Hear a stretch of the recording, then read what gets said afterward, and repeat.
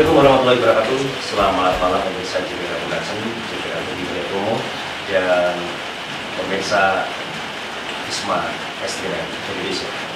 Kali ini kita akan berbincang-bincang lagi tentang seputar jamu tetes ekstrimen jamu pertama dan nomor 1 di Indonesia di sesi yang kedua.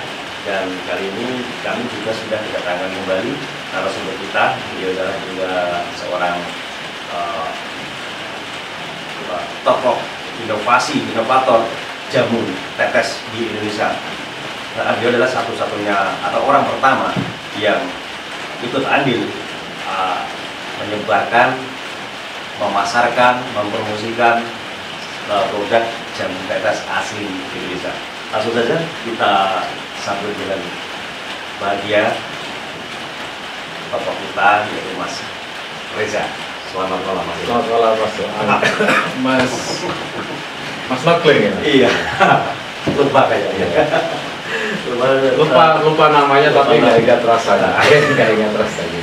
Ya, mungkin cukup lama pemirsa perjumpaan kita dengan tokoh kita yang satu ini, Mas Reza ini mungkin sudah hampir 10 tahun yang lalu. Kita sempat bersama dalam satu tim atau bahkan dalam satu beberapa event dan juga beberapa konten pekerjaan kami selalu bersama, dan satu hal memisahkan kita berdua. Tapi kali ini alhamdulillah Tuhan telah menyatukan kita kembali, mempertemukan kita kembali, masih dalam produk yang sama, masih dalam semangat yang sama, semangat pantang menyerah, yaitu jamu ekstrimen, jamu tetes ekstrimen jamu nomor 1 di Indonesia. Oh iya Mas Reza, ya langsung saja membahas tentang ekstrimen.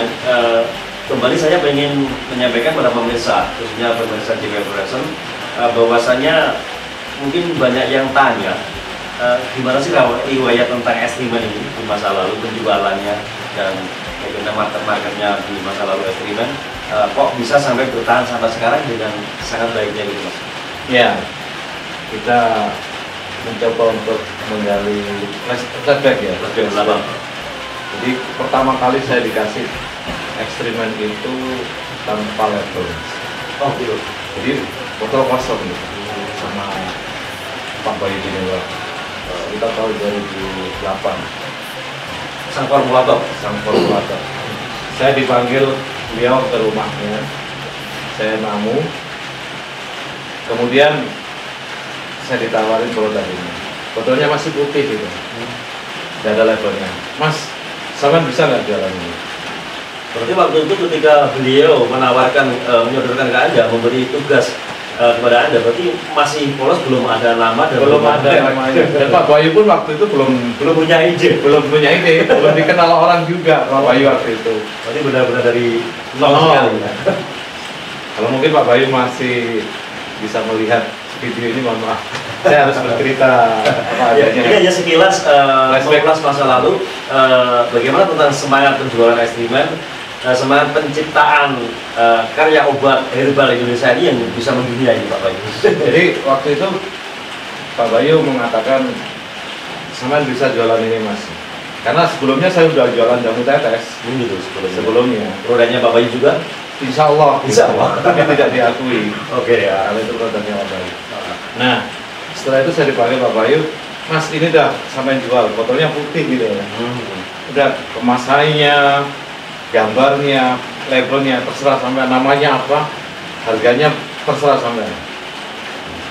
Ketika itu saya tidak serta-merta menjual jamu tetes, tapi saya testimoni ke beberapa orang yang benar-benar mengalami penyakit yang sangat berat. Waktu itu stroke, diabetes, kemudian asam urat, asam lambung, berat-berat pokoknya. Itu hampir 3 bulan saya testimoni. Saya bawa produk itu kemana-mana. Sampai mana saja itu testimoninya? Enggak sih, enggak jauh-jauh. Cuma saya cari orang yang betul-betul sakit, tak kasih. Kok enak gitu kan, enak. Berarti sesuatu perbuatan Anda jangan dilakukan, tanda kutip testimoni tadi sebagai bentuk tanggung jawab Anda tentang produk yang dipercaya. Iya dong, saya kan harus jual obat itu sesuai dengan kualitas. Kalau nggak ada kualitas ngapain saya jual? Apalagi ini obat yang berkenaan dengan orang sakit. Jadi kita berhubungan dengan nyawa, kita berhubungan dengan orang sakit, orang yang sakit itu gimana sih menderita kan? Susah. Tidak serta-merta saya harus menjual obat ini terus kemudian saya jual begitu saja. Dari beberapa testimoni itu, dari bahasa kita bukan testimoni, apa ya? Sampling ya. Kita coba lah. Bahasa market. Nah, di situ ternyata dalam waktu yang sangat signifikan lah, itu mereka itu sembuh. Ada perubahan, gitu. Perubahannya sangat baik, sangat signifikan. Lalu saya bikinlah ini kotak ini. Kotak yang bermerek. Belum ada merek juga? Belum. Waktu itu saya kan nggak bisa komputer grafik gitu ya. Jadi komputer. Saya malu dengan segala keterbatasan saya bikin tuh. Dengan segala keterbatasan kemampuan saya. Saya desain ya, desain kampungan lah gitu ya. Ini mas, ini lubang ini desain saya yang gitu. Jadi sedetail itu, jadi Anda menciptakan sebuah cover atau bungkus. Itu memang sangat penting sekali. Sampai warna pun saya mungkin bisa diterangkan sedikit filosofinya tentang apa yang ada desain di kotak ini, Bang. Ungu ya. Ungu ya. Ungu itu adalah sebuah kedamaian, kecintaan. Jadi damai, cinta, sehat. Dan kalau di itu kan di image kami, ungu itu adalah warna yang tertinggi. Bisa. Dan kemudian kalau orang melihat bungkusnya saja tanpa dilihat ininya, ini kayak kucing dalam karung kan gitu. Akhirnya saya tunjukkan, kemudian biar tahu barangnya seberapa sih, harganya berapa, itu kalau tahu isinya berapa.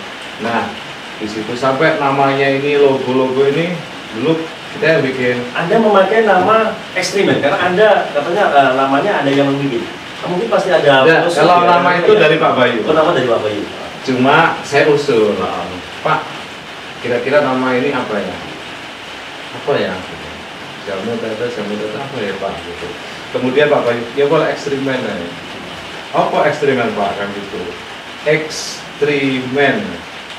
Itu apa itu? Filosofi Jawa. Saya lupa. Men itu berarti kita ambil dari bahasa Inggris. Manusia. Men. Nah, jadi ini adalah jamu tetes yang yang super lah bahasanya. Ini adalah jimat saya nih, kata Pak Bayu bilang begitu waktu itu. Karena nggak ada jamu tetes lain waktu itu kan. Memang benar-benar pertama.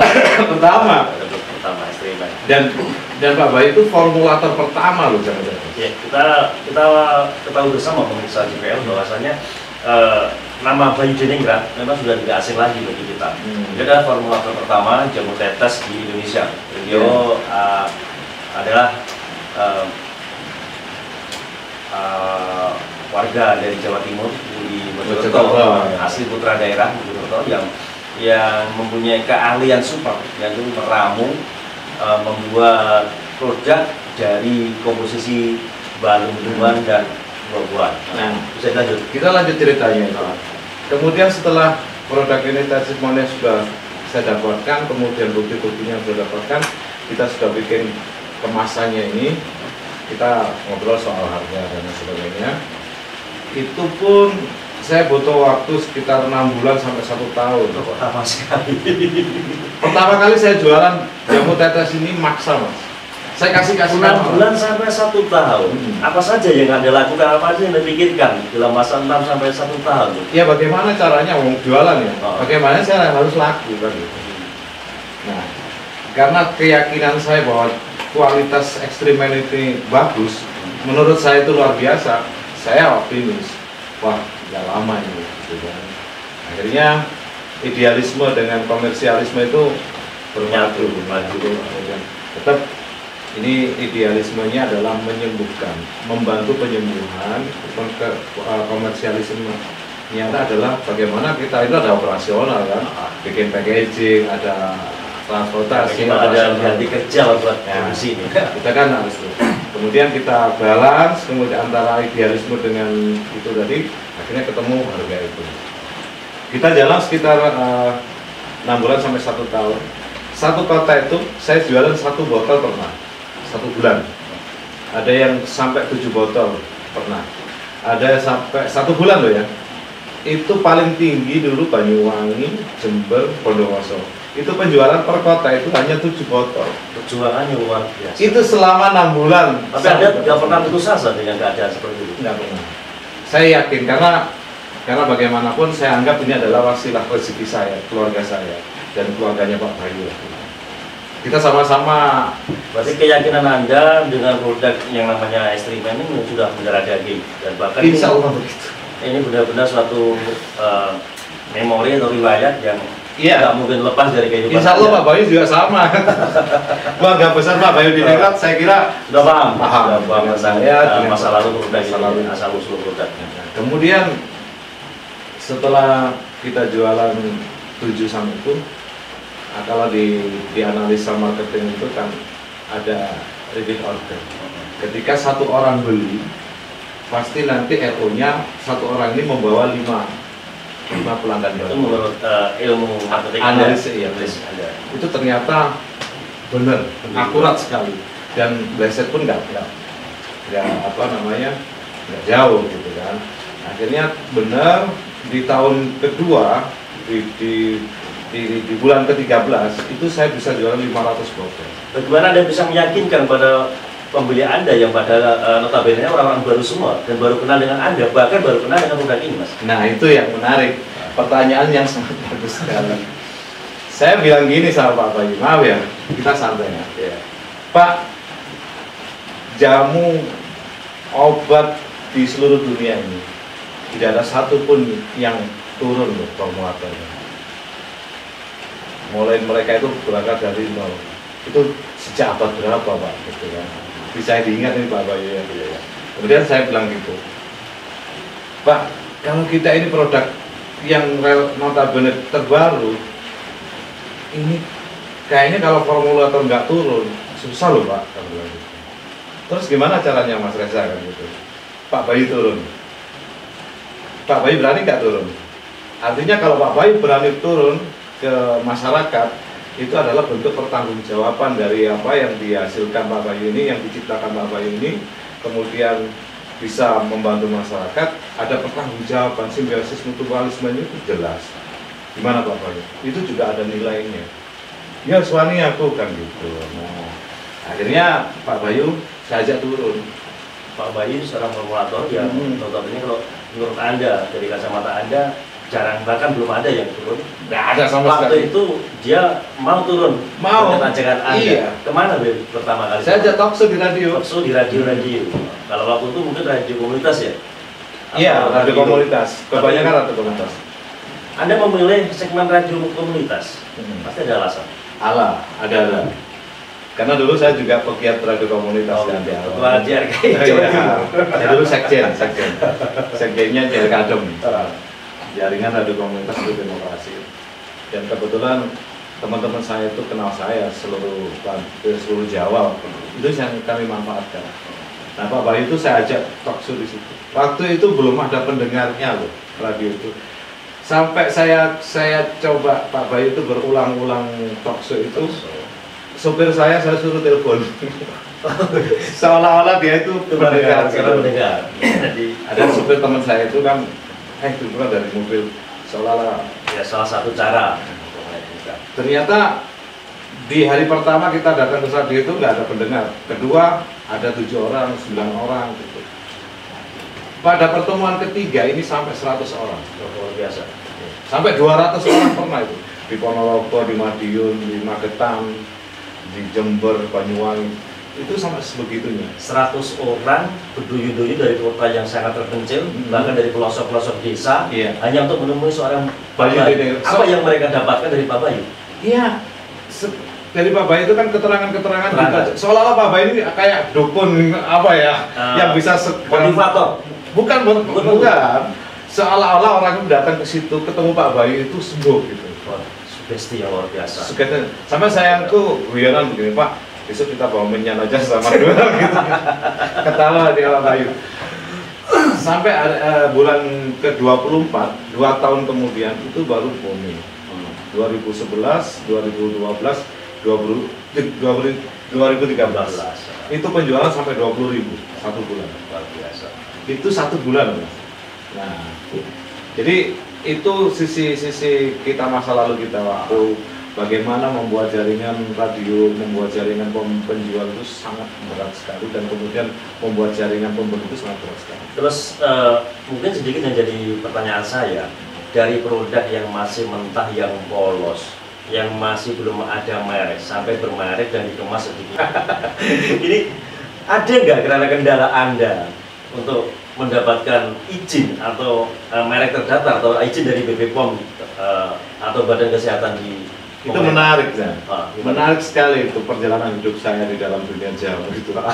Jadi kita tidak menggunakan BPOM, tidak tentu itu selama 7 tahun. Wah, luar biasa. Tapi apakah itu aman-aman saja? Aman. Bahkan orang BPOM, polisi, AGBRI itu. Anda tidak takut kalau terjadi apa-apa? Misalkan ada pasien yang mungkin salah konsumsi dan lain sebagainya? Tidak, saya tidak takut. Karena apa? Karena dari berbagai macam beribu-ribu orang yang sudah mengkonsumsi ekstrim itu aman. Dan kemudian dari orang-orang BPOM sendiri itu banyak yang konsumsi. Dari orang-orang AGBRI, Polri, pejabat-pejabat itu banyak yang beli. Bahkan pemirsa JP Production, seperti kita ketahui bersama, kenapa sih ini bisa jadi istimewa? Istimewanya itu tadi. Jadi orang-orang dari dunia tenaga kesehatan, bahkan dari BPOM, dari orang-orang yang notabene bekerja berkecimpung di kesehatan juga pemakainya. Dan mereka tahu loh kalau nggak ada BPOM-nya. Oh gitu. Mereka tahu semua. Berarti mereka percaya dengan kualitas. Bahkan saya pernah pengalaman, Pak Bayu juga pernah pengalaman itu, seorang dokter itu menyarankan pasiennya untuk menggunakan ekstremen ini. Diam-diam, Pak jangan rame-rame ya, ekstremen aja. Karena si dokter ini juga menggunakan ekstremen. Karena mungkin dia paham apa yang ada itu. Paham. Dan kemudian kalau kita teliti juga di kawasan sini, kawasan Magetan dan sekitarnya juga banyak sih dokter dan apotek-apotek yang juga menjual produk ini. Iya. Tentu dengan tanda kutip catatan bahwa beliau sudah bisa membuktikan dan bisa mempertanggungjawabkannya. Lanjut Mas. Kalau dari BPOM sudah nggak ada kendala, belum ada waktu itu ya. Kira-kira mereka pernah ada BPOM, ada izin pertama? Ada sih, ada namanya di sini tuh dulu ada namanya MIPI kalau nggak salah. Itu tahun berapa kira-kira? Ya tahun 2008 sampai 2019. Memang sudah terdaftar, cuma belum keluar izinnya. Gitu. Kita sudah melakukan regulasi itu, sudah jalankan. Cuma belum turun nomornya. Cuma di sana itu tidak diturunkan karena ada ya mungkin kompetitor kan. Yes itu bahasa. Kalau itu masalah Indonesia. Nggak usah dibahas soal itu. Ya mungkin teman-teman nggak paham lah kenapa kok sampai BPOM yang kita nggak turun gitu. Karena kalau sekarang aja 1 bulan, 2 bulan, 3 bulan langsung. Kita itu 7 tahun nggak dapat BPOM. Itulah keuntungan kita hidup di era saat ini, era demokrasi yang lebih terbuka. Terus dari kisah-kisah Anda, dari perjalanan Anda, istilahnya yang orang menilai dengan tanda kutip babat alas, itu kira-kira keluhan atau kendala apa yang pertama kali Anda rasakan paling berat menurut Anda? Sebenarnya nggak berat, tergantung bagaimana kita menyikapi. Itu soal perasaan saja. Kalau soal tenaga, soal energi ya, semua orang bekerja mengeluarkan keringat, semua orang bekerja menggunakan akal otak, semuanya lah sekujur badan ini. Cuma memang mental kita waktu itu harus betul-betul kuat. Pernah dilempar gitu, ini dilempar itu di depan umum ini, masa jamu gini bisa? Itu pernah. Teman saya sendiri juga yang pernah sampai begitu. Kemudian juga apa ya? Nggak ada sih sebenarnya kalau soal Kiat-kiat Anda bisa meyakinkan mereka, bisa menanamkan produk ini ke hati mereka yang sakit atau yang apa saja yang sudah Anda lakukan. Ya begini Mas, kita kan punya rekaman talk show Pak Bayu itu kita rekam, kemudian kita putar lagi di mana itu, di radio. Jadi apa yang kita putar di radio itu asli, real dari rekaman talk show itu. Tidak ada rekayasa sama sekali. Dan itu kita putar ulang di radio-radio itu, sehingga brainwash itu terjadi karena waktu itu radio masih dominan. Jadi orang sakit, orang tua, misalnya 50 tahun ke atas, itu kalau malam kan gelisah, pegangannya HP, radio, dengerin radio. Malam itu gelombang radio-radio yang gede-gede itu udah mati kan. Kita radio komunitas muncul, orang cari mesti dengar suaranya Pak Bayu, dengar ekstremen itu, kita putar ulang. Mereka akhirnya apa? Brainwash-nya itu kena. Saya pernah dengar dari beberapa pasien Anda yang kebetulan saya tidak sengaja mencari atau bahkan hanya kebetulan ketemu. Beliau mengatakan bahwa beliau merasa nyaman dengan pendekatan apa yang Anda lakukan dengan tim waktu itu, dan mungkin Pak Bayu Diningrat kepada mereka yang lagi sakit, membuat mereka itu katanya lebih nyaman, lebih yakin, lebih mengenal dengan jamu yang Anda produk ini. Sisi kemanusiaannya. Iya. Saya itu berangkat dari keluarga miskin, sama mungkin. Oh, kalau itu jangan disebutkan. Artinya kita tidak tahu kalau kita miskin. Bagaimana rasanya kita sakit gitu? Iya.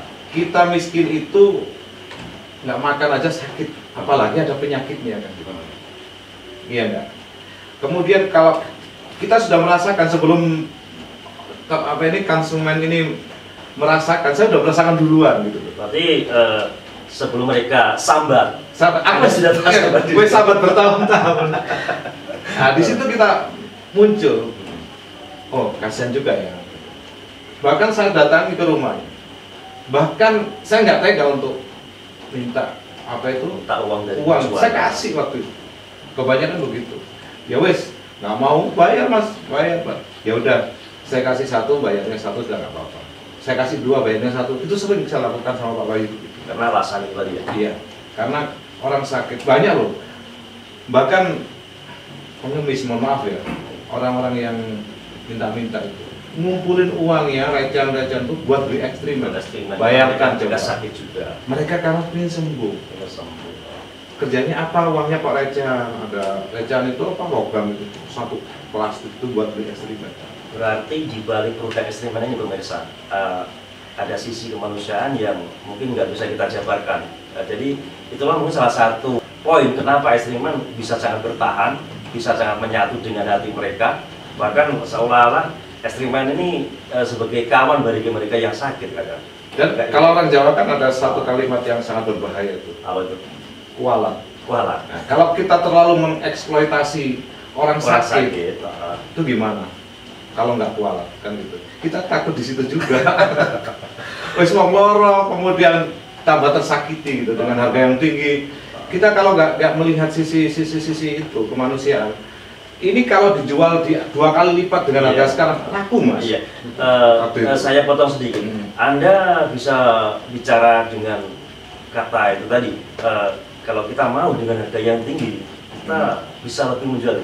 Pertanyaan saya, Anda dengan harga yang saat ini 200.000, apakah sudah cukup untuk operasional Anda dari bahan baku, produksi dan sebagainya? Cukup. Sangat cukup sekali. Sudah kita bagi-bagi rezekinya kan sangat cukup buat operasional, buat membantu orang. Karena pada umumnya kalau orang-orang yang sakit berat, stroke, gula darah ini, kalau kita tahu harga obat di apotek, obat di dokter kan pasti sangat melambung, bahkan 4 kali jutaan ya.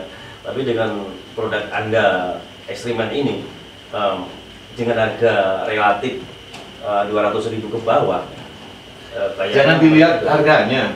Kalau ekstremen ini jangan dilihat harganya, tapi kualitasnya. Kegunaan, kualitas dan kegunaannya. Kalau saya nggak akan membanding-bandingkan dengan produk-produk lain, saya nggak mau di situ. Saya juga tidak punya program membunuh karakter kompetitor, itu nggak ada sama sekali. Dari dulu biarinlah mereka mengeksploitasi seperti bagaimanapun, saya diam. Jadi kalau diserang bagaimanapun, ekstremen itu seperti ini, saya diam. Yang tahu itu adalah konsumen, yang merasakan itu adalah konsumen, dan yang malah menjalankan proses itu adalah konsumen. Ini bahasa iklan, ini bahasa kesehatan, ini bahasa humanisme, ini bahasa kemanusiaan, konsumen itu tahu. Dengan harga yang sekian melambung dijual 500, 300, bla bla bla bla. Saya biarkan, saya nggak akan melawan di situ. Karena apa? Sekali lagi, itu tadi. Orang sakit jangan disakiti, malah tersakiti, kayak gitu. Orang sakit jangan disakiti, karena kita takut tersakiti. Itulah beberapa kata-kata mutiara yang mungkin patut kita contoh, bahwasanya menjual sebuah produk itu tidak hanya melulu dari sisi ekonomis, tapi lebih ke humanisme, niat kita untuk menolong, kurang lebihnya kayak gitu. Langkah Anda ke depan dengan sejarah masa lalu ekstriman ini, begini Mas, coba saya potong sebentar ya. Betul. Selama pertama kali kita jualan ekstrimen, belum pernah saya ngasih reward kepada penjual. Reward artinya penghargaan. Kalau kamu jualan sekian, kamu dapat reward. Saya nggak pernah itu. Kenapa? Bukan karena kita itu pelit, ya enggak. Karena ini untuk penjualan obat, jamu untuk penyembuhan orang sakit. Kenapa harus kita kasih reward gitu? Kayak nggak tega gitu. Kalau kita ngasih reward kepada penjual, kemudian yang dikasih reward itu hasil penjualan dari orang sakit, gitu loh. Itu yang menjadi prinsip kita.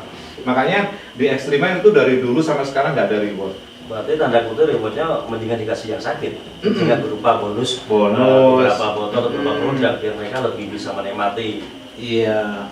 Kita ajak makan bareng, gitu. Kita kasih namanya ramuan-ramuan penunjangnya kayak kacang panjang, kayak jahe, kayak apa, itu bisa di situ. Terus juga pernah saya dengar di masa lalu, mereka juga sangat terhibur dengan apa yang Anda lakukan dengan Pak Bayu. Ketika ada talk show di daerah-daerah, di desa-desa, mereka juga dihibur dengan sekedar hanya musik pelepas lelah kayak Jawa, dengan Jawa yang sebenarnya sangat sederhana sekali. Kira-kira adakah kaitannya tentang penyembuhan dengan alunan musik yang Anda sebutkan waktu itu? Sangat. Jadi proses penyembuhan itu bukan hanya di organ tubuh, ada di jiwa manusianya, di perasaannya, di pikirannya. Itu harus, karena penyakit itu kebanyakan datang dari pikiran, kemudian turun ke hati kan, ke tubuh, dari pikiran. Kalau pikirannya disenangkan, contoh aja, orang kena diabetes, itu tensinya naik sedikit marahnya, diabetesnya, walaupun minum jamu 1 gentong, itu nggak ada pengaruhnya, langsung naik diabetesnya. Nah, kalau mereka dihibur, pikirannya disenangkan, perasaannya itu, apalagi didatangkan artis kayak Cak Noglen gini sama, mereka akan terhibur, mereka akan lupa dengan penyakitnya, akan turun tensinya. Berarti itu juga merupakan salah satu terapi Anda untuk mendampingi pasien, selain juga memberikan ramuan jamu yang istimewa ini juga ya. Terapi yang tidak mereka ketahui sebenarnya. Itu luar biasa, itu cara yang jitu ya, mungkin tidak banyak yang tahu, walaupun sebetulnya banyak yang tahu, tidak banyak yang melakukan. Sebenarnya itu strategi Mas, tidak boleh diekspor sebenarnya. Ya untuk kebaikan, kenapa tidak? Jadi semua yang baik-baik bisa kita ekspor, karena yang kita bisa sumbangkan, kita amalkan hanya sesuatu yang berguna buat orang lain. Juga saya yakin seorang formulator Pak Bayu Diningrat itu juga nggak jauh dengan Mas Reza, karena beliau tuh dekat sekali waktu itu, kemana-mana sampai berdua. Kita berpikiran kalau Pak Bayu berkutik di bidang formulatornya, Mas Reza berkutik di pemasaran, strategi pendekatan konsumen, strategi penyembuhan konsumen, dan lain sebagainya. Jadi menurut Anda dan Pak Bayu bahwasanya manusia itu sebetulnya yang hebat itu berarti manusia yang paling berguna buat sesama, Mas ya. Ya iya toh. Itu filosofinya Filosofinya itu yang Anda tanamkan dan Anda masukkan di dalam produk yang namanya jamu ekstrimen. Tanda tip lagi ya. Jangan sampai kita itu mengatakan bahwa ketika kita berguna bagi orang, apa yang kita dapat dari orang itu, dari manusia yang lain. Itu sebaliknya. Apa yang harus kita berikan kepada mereka? Persoalan mereka itu ada timbal baliknya. Biarkan mengalir, itu apa kata Tuhan aja. Tapi ketika kita berguna kemudian kita eksplor ke kemampuan kita, itu yang berbahaya. Baiklah pemirsa Dibel Production, setelah kita ikuti bersama dialog singkat bersama Mas Reza, seorang tokoh yang sangat penting di jamu ekstremen ini. Beliau adalah pendobrak penggerak dan orang-orang yang pertama kali bersama Pak Bayu memasarkan jamu tetes di Indonesia. Bahwasanya bahwa manusia nggak akan apa-apanya ketika kita nggak berguna bagi orang lain.